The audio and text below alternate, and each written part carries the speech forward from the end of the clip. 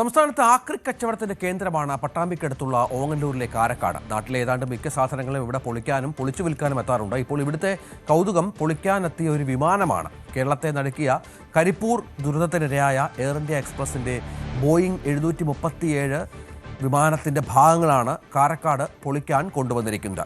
ഇരു പൈലറ്റുമാരുമടക്കം 19 പേരാണ് land ചെയ്തതിനിടെ കരിപ്പൂരിലെ table top റൺവേയിൽ നിന്നും തെന്നിമാറിയുണ്ടായ അപകടത്തിൽ മരിച്ചത്. 2020 ഓഗസ്റ്റ് 7-നാണ് രാജ്യത്തെ ഞെട്ടിച്ചുകൊണ്ട് കരിപ്പൂരിൽ വിമാനാപകടമുണ്ടായത്. പറന്നിറങ്ങി റൺവേയിൽ നിന്ന് തെന്നി വീണ് പിളർന്ന വിമാനമാണ് 6 വർഷത്തിനു ശേഷം പല ഭാഗങ്ങളായി ഓങ്ങല്ലൂരിലെ കാരക്കാട് എത്തിയത്. അപകടത്തിൽപ്പെട്ട എയർ ഇന്ത്യ എക്സ്പ്രസ് വിമാനത്തിന്റെ ഭാഗങ്ങളാണ് വെള്ളിയാഴ്ച ഉച്ചയോടെ ലോറികളിൽ കാരക്കാടുള്ള സ്ക്രാപ്പ് വ്യാപാര കേന്ദ്രത്തിൽ എത്തിച്ചത്.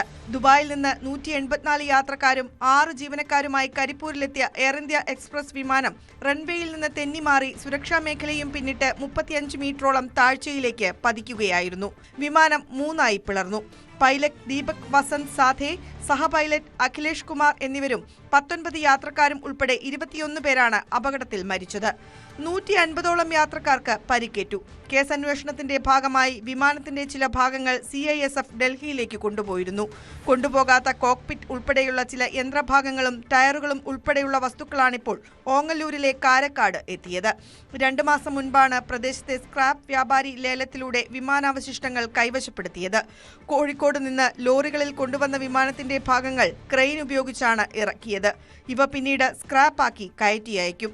വിമാന ദുരന്തങ്ങളുടെ ചരിത്രത്തിൽ പ്രധാന സംഭവമായ കരിപ്പൂർ ദുരന്തത്തിൽ അകപ്പെട്ട വിമാനം കാണാൻ നിരവധി ആളുകളും ഇവിടേക്ക് എത്തുന്നുണ്ട്.